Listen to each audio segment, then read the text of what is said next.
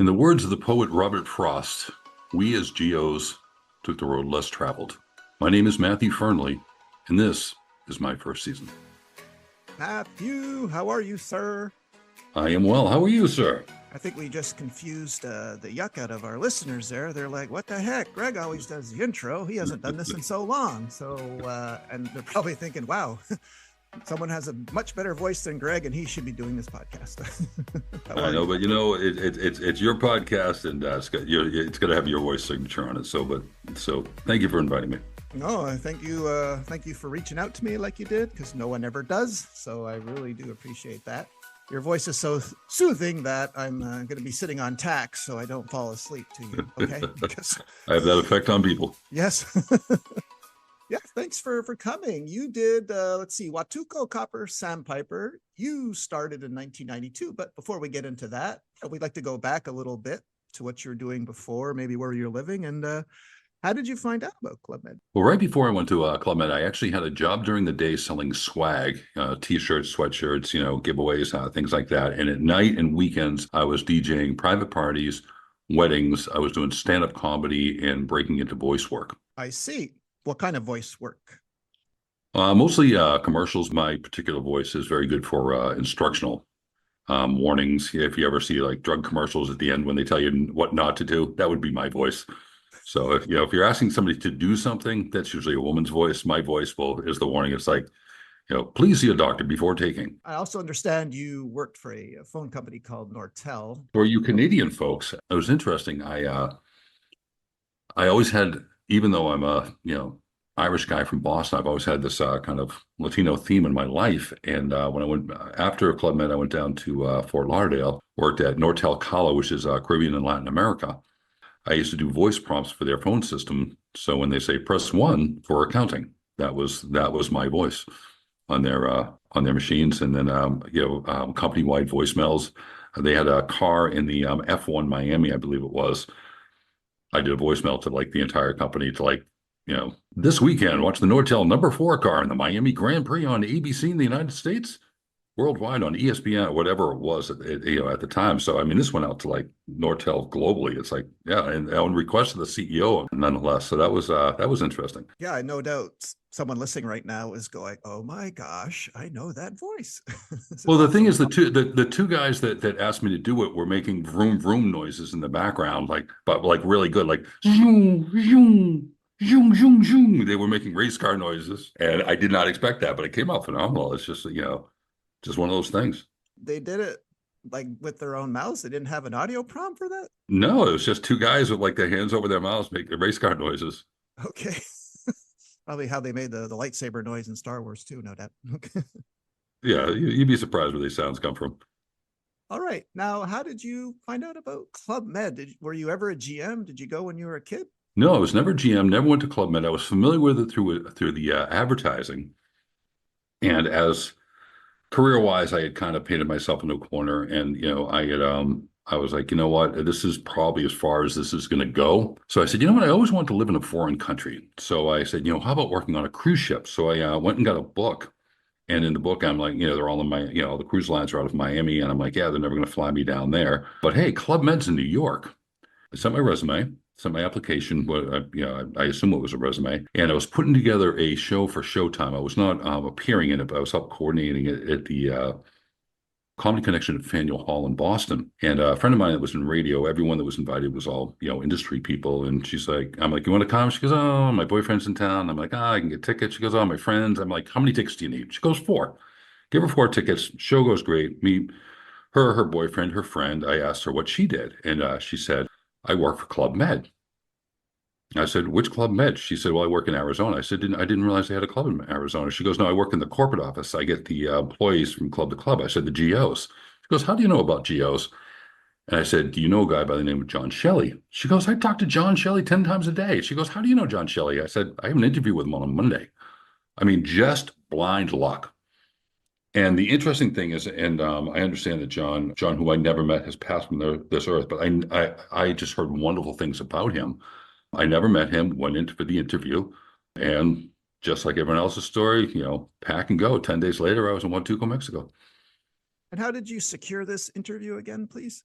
I applied for it, and then I got the interview, and then I ran into the woman that worked for Club Med, and I think she placed a call because I went in and they were like, "Yeah, here's what you're going to do." Like, didn't even really ask me like a lot of questions. It was just, I remember it was a group interview, and I was like, "Is this the way it goes?" But it was just very assumptive, and I guess maybe there was, something that I cleared, or I was on the plane quick, as they say. Well, do you recall if they asked you during the interview what you would like to do, or you just told them, here are my No, apparently they needed a DJ in Watuco.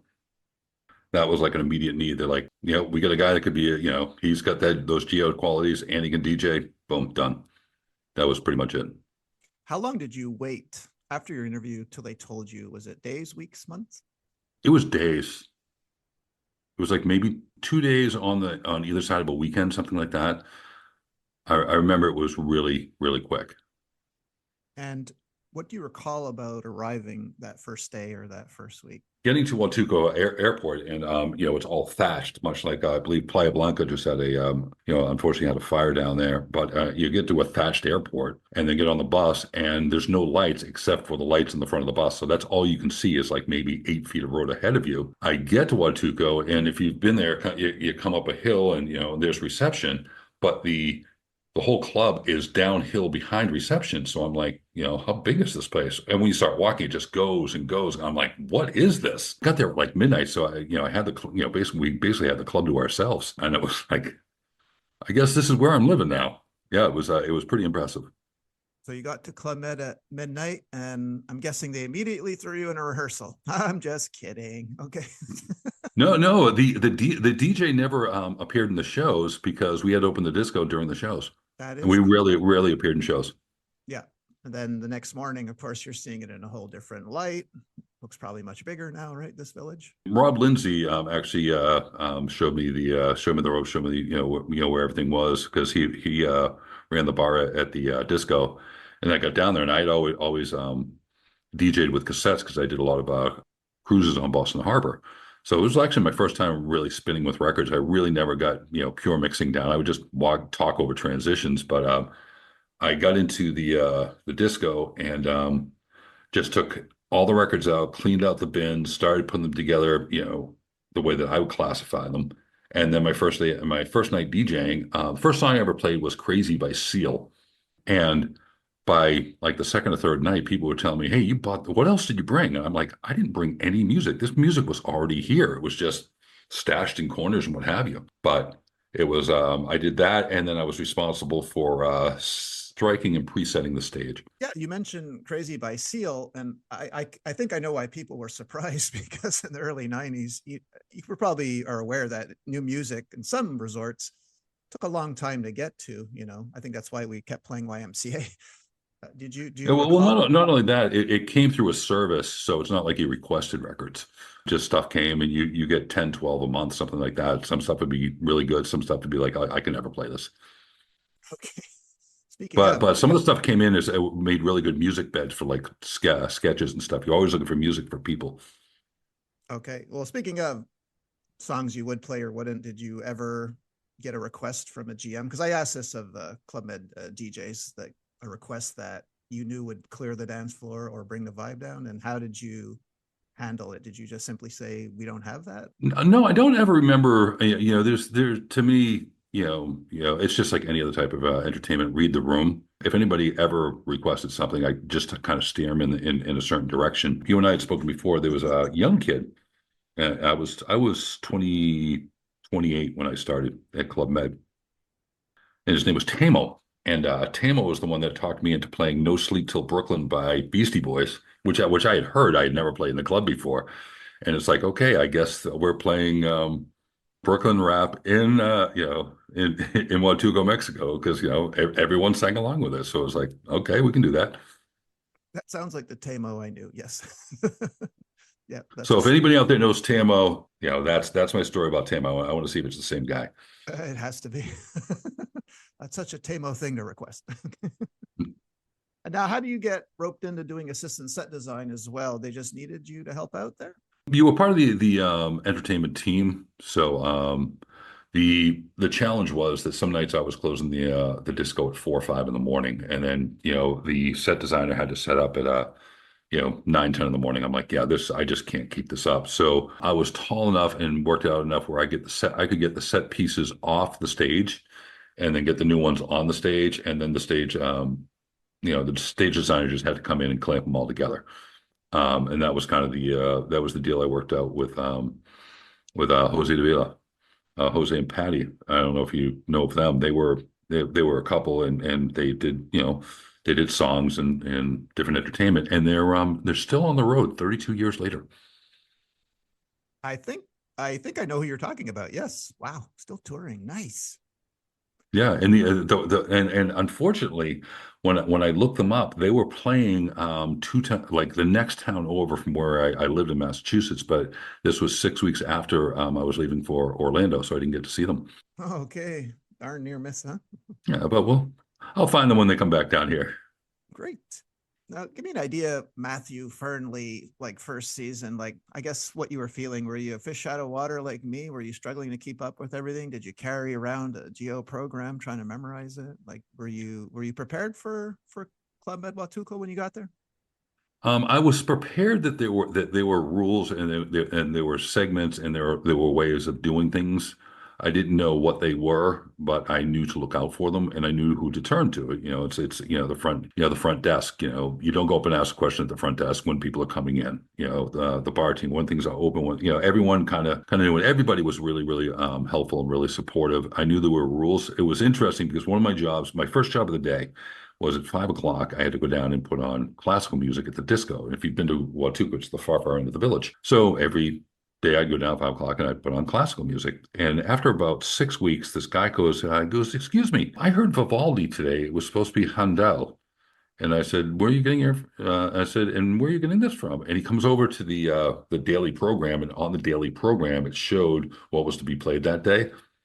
I must have missed that part of the instruction. Like I was playing it for like 6 weeks, 8, 2 months. I was just playing any old classical music. I didn't even know there was a schedule. So, you can always learn. You know what? I've been doing this almost 4 years. I totally forgot about that part, like in those early 90s, that yes, the classical music was played at 5. Like you just took me way back. Like no one has ever mentioned this before, but you. This is incredible. I totally forgot. And then of course there would be a GM like to say, hey, that's Vivaldi. It's supposed to be Handel. Classic. Yeah, well Uh, then I knew. yeah. Why don't you tell our listeners, because you were first season, we had name badges back then. What name did you have on your badge and why? We had our own badge maker. So I had originally it was Matthew, and of course we always lose our name tags. And then I changed it to Matthew, Machew, because that's what all the French people called me. Okay. And it got to the point where the new people and then some of my friends just called me Matthew. Matthew. Okay.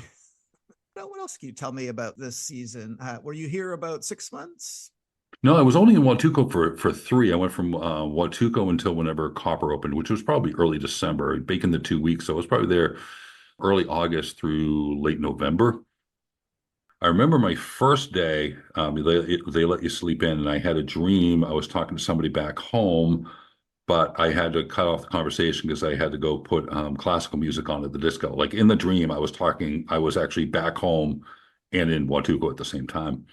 And we would do when the buses came in, they put all the luggage on the jitneys, and we go up and you lay it out, and you would say, like buscar para maletas, but look for your para tu maletas, look for your luggage. And of course, I'm used to I had done stand up comedy, and I was used to being in front of a crowd, so I just had no problem telling people that.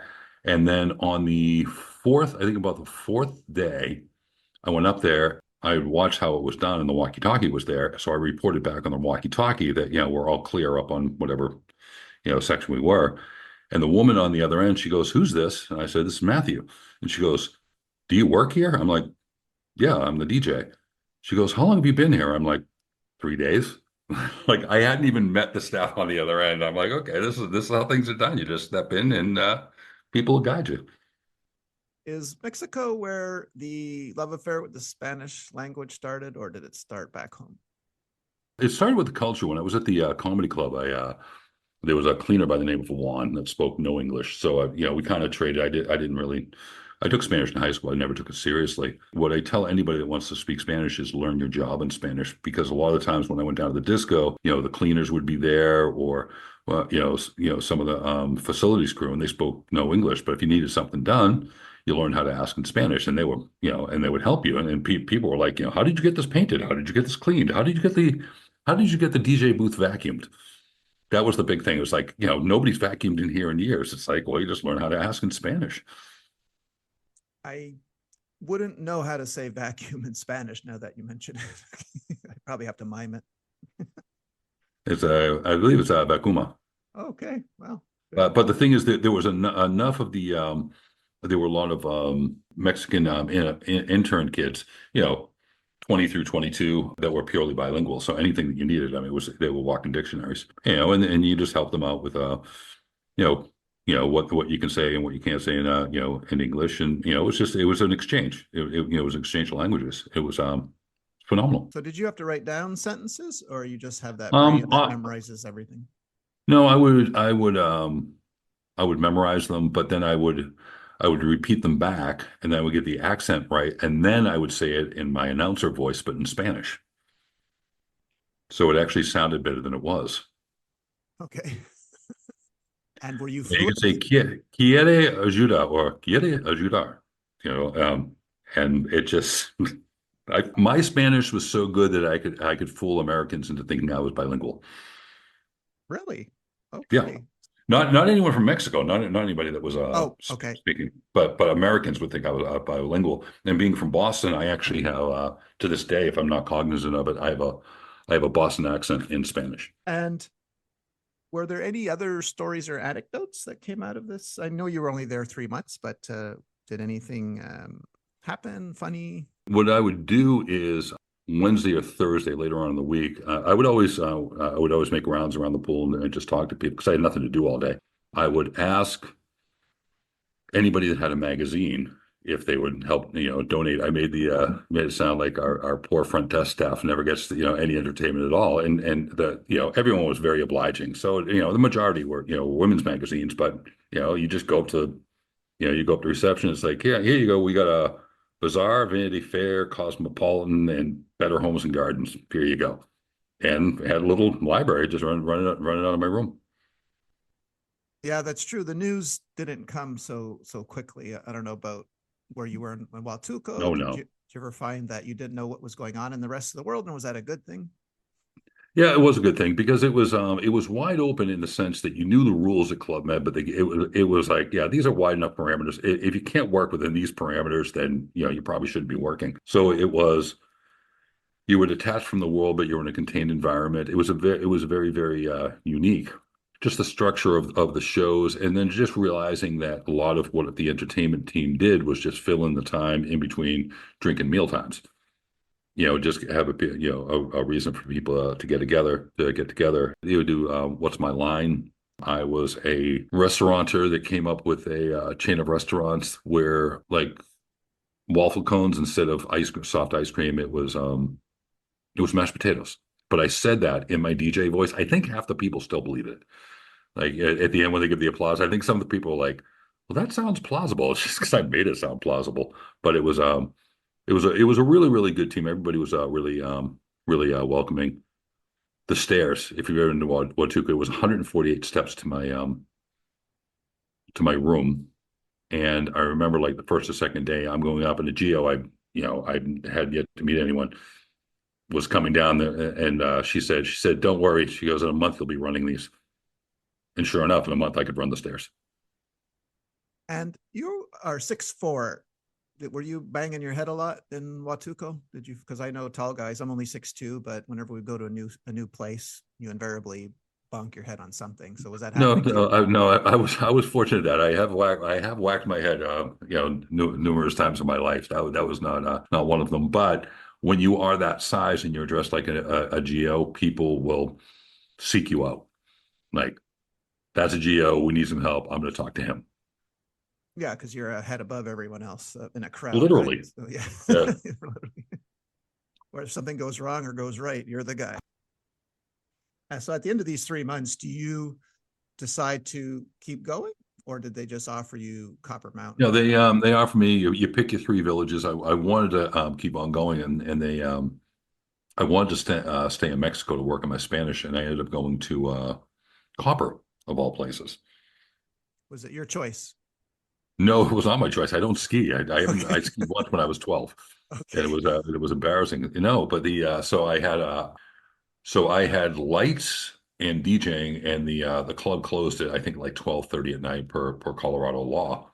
I had never done lights before, but you know I figured it out, and I worked right next to Chente, guy by the name of Scott out of Colorado. He's a dentist now. We were, and Jenner was the our chief, and I worked with Sammy Orndecker, who you had in your show, both Jenner and Sammy that you had on the show before. Sammy was animator? Sammy was animator, and Jenner basically ran interference with the chief, Leonello. He basically got us our stage space, which ended up being pretty much the whole club. I mean, we would just put on stuff anywhere. You know, we had garage parties, we had flash cab in the disco, we had entrance, dating game, karaoke, which was you know right at the bar there, and it was just it was a really sharp team. And the nice thing about it is Tracy, who was the choreographer, and Vicky, who was running the downstairs restaurant. Eva, I believe was the name of it. Comedically, we became like Fleetwood Mac. Fleetwood Mac had, after the passing of Christine McVie, had two lead singers. Well, we had two female leads for, what was basically comedy troupe work. That really gave it a really, real wide range of variety. And Sam had mentioned before there were two flash cab troops, and flash cab being flash cabaret, which is sort of small skits and what have you. You know, body jokes. I mean, nothing real dirty, but kind of Benny Hill level. But the nice thing about having two troops was you could actually every other week you could see Flash Cab. You could actually watch somebody else do it, which was really which was cool. It's just as a performer you don't get to see a lot of performances. I usually ask this next question in a rapid fire question at the end of an interview sometimes, but I'm just curious.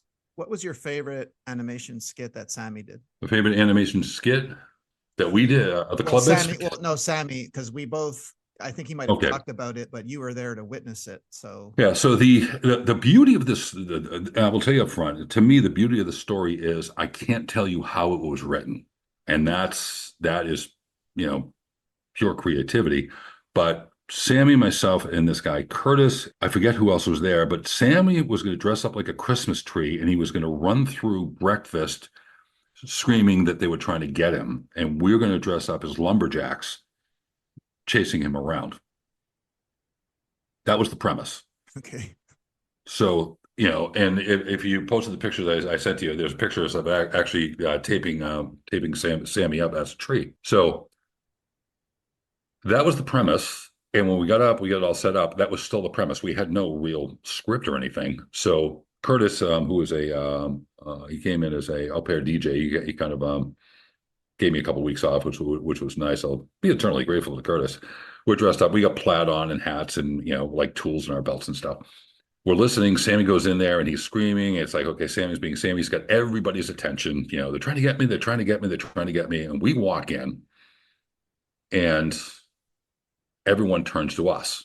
Now, they didn't know what we were going to do because we didn't know what we were going to do. We walked in. I'm thinking to myself, I have no real plan here. So I took on this persona of this kind of like a Captain Hook, Scottish lumberjack looking for a tree, and I'm yelling out, "Have you seen a tree? How about thee? How about ye?" And I'm like staring at these people, and and Sammy's like hiding behind people.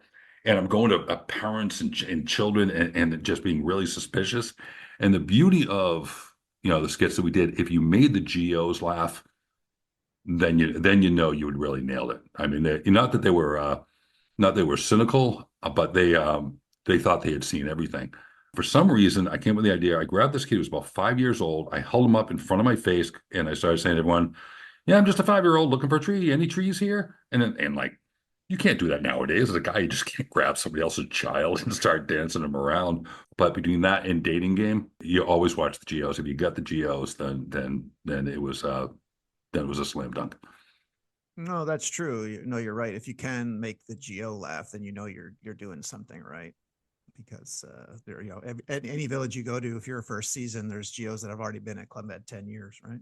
So I thought you were going to mention the elderly couple that Sammy would do with someone else, like where he play. Didn't he portray an elderly woman? Actually thought you were going to Yeah. mention that. So No, the guy that he worked with, Adam, who was a solo performer, he was a magician, played his long-suffering, Sam's character's long-suffering husband, who was basically Mo from The Simpsons before The Simpsons even came. And I think The Simpsons were out by them, but he had this, but he just the two of them just really, really played it well. And the nice thing about that skit was they wandered around. They just appeared at different places in the club. There was no set stage for them.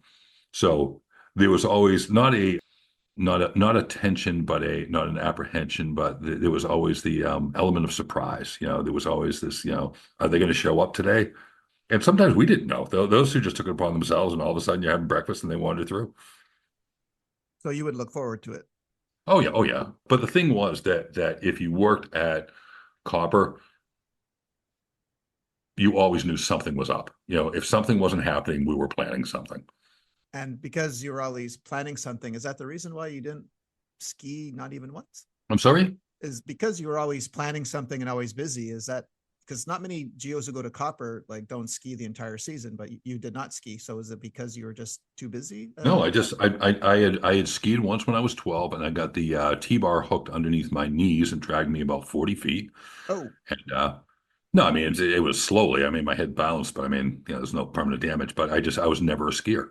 But the cool thing was that I was always in the village, so if anybody needed something to be covered, or they always borrowed my ski pass. The only two times I was actually on the mountain was we went up on the lift once to the top.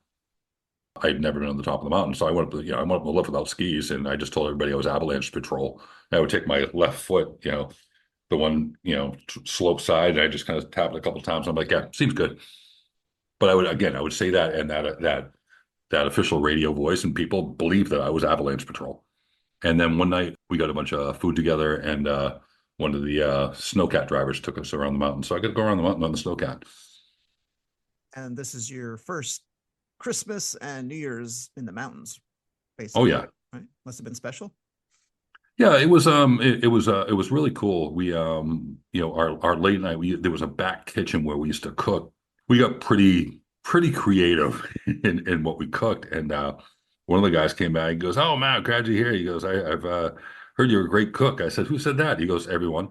I didn't realize like how many people had actually been back there, but we then we would go into the airport with Tova to greet the guests, and myself, Sammy, and Scott just of course Sammy started it. We would sing a cappella in the airport. Really? Yeah, for no apparent reason, just it's there. You mentioned Tova. Why does that name sound familiar? Tova. What was her Tova job? Wilhelmsen, I believe was her last name. She was traffic, I believe. Okay, that's right. Yeah. She What was from so- yeah.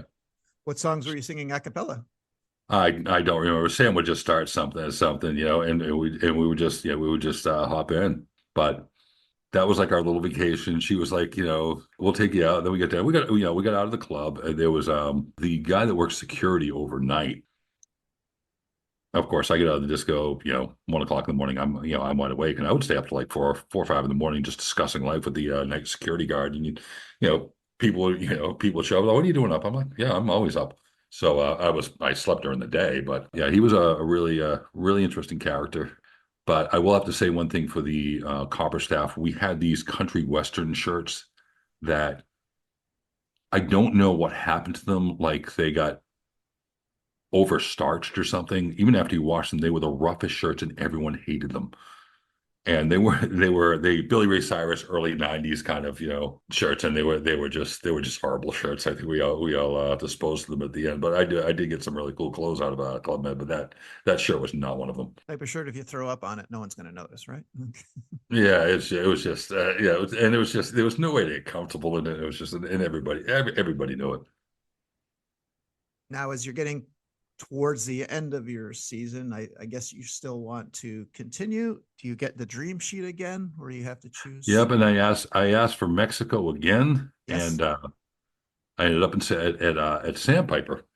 Okay. I'm thinking to myself, okay, I can't do any more American Villages. I mean, I'm paying federal taxes on this. I'm hearing all these stories, and I really got my feet wet in Sandpiper when it came to entertainment production. I was the lighting guy. I never went through my stage in lighting. I did lighting in copper, which is really easy. It's just, sliders and faders, and I mean, you could figure out they're all simply no, numbered. And now I'm running the lights in Sandpiper, and we had a couple of big events. There was a big type theater ballroom there, but I found ways to make things a lot easier, and I get accused of being lazy, even though I followed the spec sheet to the T. But it was coming into Club Med, I had always worked either as a DJ, a comic, a voice guy, as a single contributor. I had never worked really as part of a team. I had never worked as part of a duo or a troupe, so to speak. So learning other people's jobs, and I was when I was DJing in Watuco, one of my DJ booth bags and people come and crash. It was the late Jim Henry. I don't know if you know Jim. Oh yes, yes. Yeah, I've heard. Yeah, people mention Jim Henry. Rest in peace. Yes, much beloved. And yeah, Jim was a great guy. And so I'm at Sandpiper, and who do I see but Jim Henry? And he's like, "Oh my God." We're like, "Hey, how you doing, man?" He looks at me, puts his hands on his hip. He goes, "How can you work for Club Med this long and not have a tan?" Now, of course, because I slept all day and I worked all night.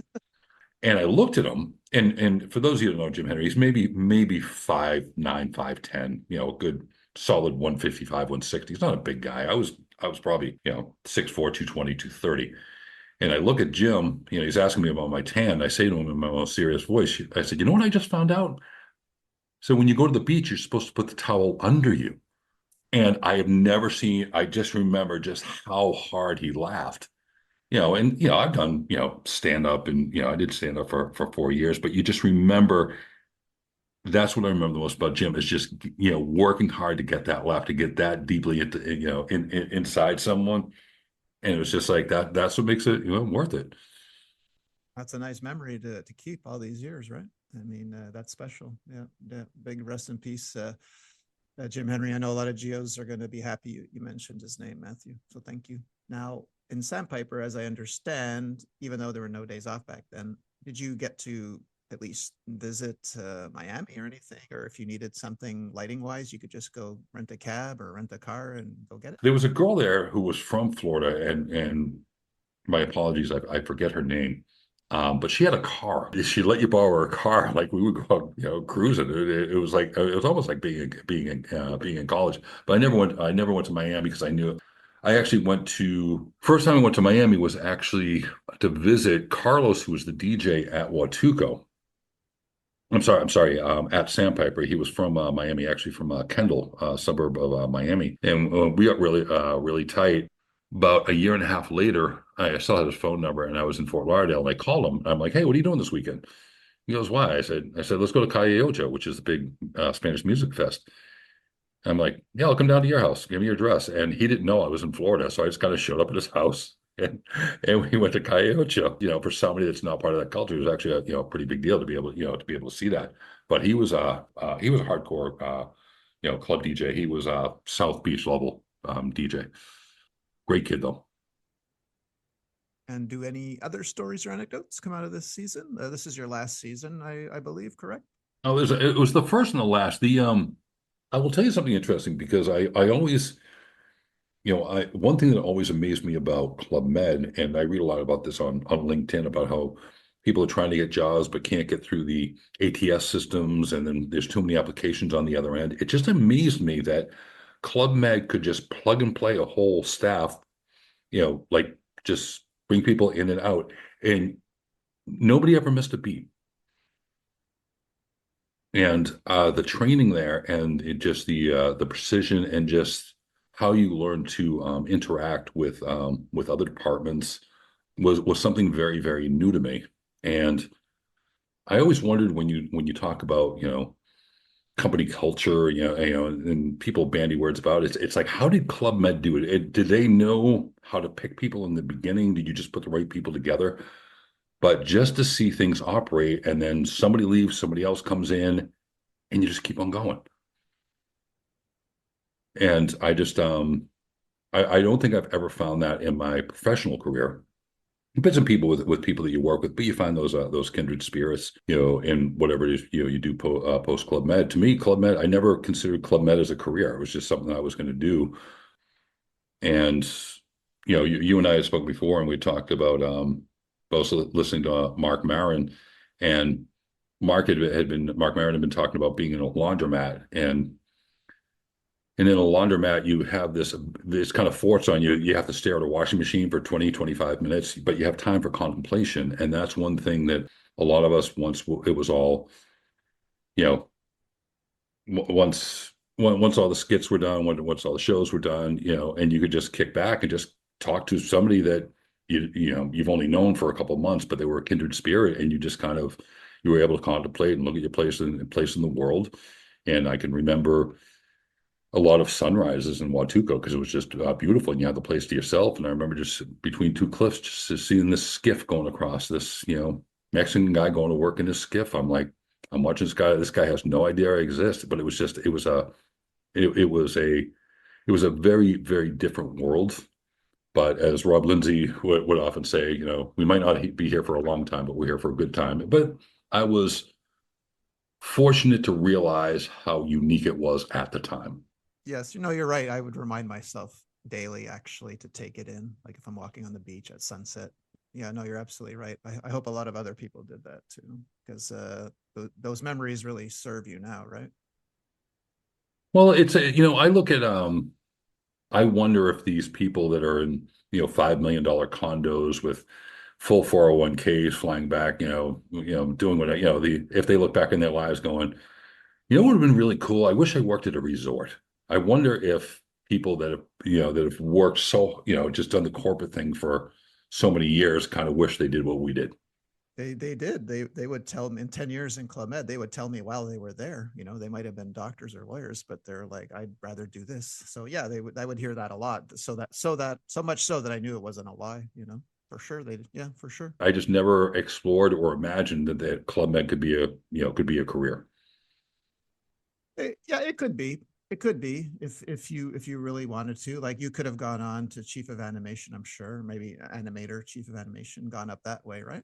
If you wanted to. But yeah, I could have, but it was to me it was when I came, oddly enough, when I came back from Club Med, I got a job at a Spanish radio station in Boston. I mean, just oddity of oddities. Yeah, there was a certain spiritual grace about my time with Club Med. It was a very quick exit from my life into Club Med, and it was like Club Med out of Club Med. It was a very soft landing. You had a soft landing when you I had started. a soft landing in the sense that's like, hey, I still want to work on my Spanish here. Here I am working at a Spanish radio station in my hometown. How does that sound? Like it's because, like you said, it's kind of odd. A Spanish radio station in Boston. Well, it was a what they call a brokerage station where you could buy time. There was an Irish show, there was a Dominican show, there was a Colombian show, there was Greek music. It was predominantly Spanish, but they would come in and they would do their show, and I would be the engineer. Here I am. Everyone was pretty much bilingual, but I did as much as I could in Spanish, and then just like any type of art or showmanship or stagecraft, there is a choreography to it. But the choreography for, hey, instead of saying ready, you'd be like listo, todo silencio, everyone quiet, todo silencio. You just do it in Spanish. It was simple, but it's like, you know what? I just spent an 8-hour shift in Spanish. Pretty cool. Yeah. Really. Now you mentioned a lot of names, Matthew. I was just curious, is there anyone we left out? Like if I asked you who you enjoyed working with, I mean, you did mention a lot of characters already. I just don't want to forget Well, anyone. well, I remember Cindy and Dory and Jess and in Watuco. Tracy, oh, it was Tracy. What was the other guy's name? I remember. Should have written these down. Tracy was the she did aerobics and aerobics. And after I would go down and do weightlifting, but I would always time it so I could do the stretching at the end with the aerobics class. And the song "Women in Chains" by Tears for Fears is always her song. I mean, I worked with her once, I worked with her for a couple months. It was her and a guy by the name of Eric Haas. They're both out of California. And that still sticks with me, knowing Tamo. Please Don't Go by XYZ, which is actually a disco remake of the song by Casey and the Sunshine Band. There are songs that, to this day that still remind me of those times. And there was a girl by the name of, I want to say Cheryl. I think she was a nurse, and she swore that she knew my doppelganger. And the guy's name was Bobby Dwyer. So I've always wanted to meet my doppelganger. And I look back at my life and it's like, you know what? I met somebody that could pass as her doppelganger. But Jessica, who was the photographer, I just remember it was just this whole new world. And in Copper, we were pretty tight. I would get behind the counter at on the days that people came in, I would just stand in front of there was a drawer with keys in it with the with the room numbers on it, and someone would just yell out, 236, and I would just say, Olima, from hands up, everyone put their hands up, and I just slide the keys down, and that's what I did. And some of them, when they were like, that's the nicest thing that anyone's ever done. I'm like, you need more nice things done to you. But we had that, and then once every, I think, like 4 weeks, you had to do basically the valet parking, helping people come in. I would go out there every week, and I would hustle tips. I would park guys' cars. I always look for out-of-state plates, rental cars, guys with families. It's like, hey, you want me to park that for you? He's like, yeah. He goes, well, I'm gonna get my keys back. I'm like, hey, gonna be inside for 15, 20 minutes. Don't sweat it. But I had guys saying, hey, listen, I'm going to, I forget, even Aspen Vale tomorrow. Any chance I can get my car cleaned and warmed up before that? I take it and I park it in the garage after everybody went to bed. I take the guy's car, 2 o'clock in the morning, drop it in the garage downstairs, meet the guy for breakfast who'd walk downstairs. Car's already started. Slip me a couple bucks. Yeah, I had my own little gig going on. Nice. Today, is there anything you miss about Club Med, Matthew? I miss the camaraderie. I miss the kind of the blank slate. There's been so much in business on how to do things that you're following these templates, everything, and even in my career I'm so good at my job. I've automated myself out of my own job 3 times. And I understand, but that to sit down with a blank slate like we did with the teams and just come up with something just out of nowhere. It's just a collaborative effort, and then the execution of it. I mean, ideas are easy, but the execution of some of the things we pulled off, I was just like, how, looking back on it, you say to yourself, how do I do this with people I don't really know? But there is a spiritual connection between all of us because we all took the road less traveled. We all made the same choice, and that's what kind of put us all on the not on the same level, but on the same viewpoint. Like, hey, I've been here 3 months. I'm just trying to figure. I've been here 6 months. I'm trying to figure out. Yeah, you know what? And everyone, when you were, especially when you were new, and was like, hey, listen, I was new once, and everyone kind of you got into the flow really quick. That's what really amazed me. It's like just how quickly you could you know, just kind of see the ebb and the flow and just how people work together. And the other thing is, when I got there, I weighed 235. When I left, I was 199. Really? Yeah. Wow. That's pretty impressive. Lean, fit, 199. Wow. That's still 6'4", though. Still pretty imposing, I must say, right? Yeah, but the thing is that when you're eating buffet style, it's just as easy to eat well as it is to eat poorly. Yes. And I always I just made the choice to eat well. I love sitting with the families and just getting to meet people. And I remember there were times in Watuco where, I'd be talking to someone, oh yeah, you were up there with the luggage. Oh, your English is excellent. And I'm like, because they had only heard me yelling in Spanish. So, and again, I could fool them that I was bilingual. It was just there were GMs that you remembered, and then people would send postcards back. I'm still close with with people with people from Club Med to this day. I remember that there was this girl Janelle that worked off front desk at at Copper, and she got this thing of candy from her mother, which included these Hershey Christmas trees, which really didn't look like trees. So I had nothing to do. So I wrote a letter to Hershey customer service saying that, I didn't feel their trees were very tree-like. Sure enough, like 3 weeks later, I get this big box of chocolates. Our apologies. We understand. It was kind of a form letter, but they sent me a box of chocolates. It was just things you did, and that's what I miss. If you worked Copper, if you went to the right of the stage, there was a door that led out to where the trash compactor was. And if I ever want to smoke outside, that's where I would smoke. But you could see the caribou actually migrating through. You'd come out one night and there'd be like all these caribou just like eating bark, whatever caribou do.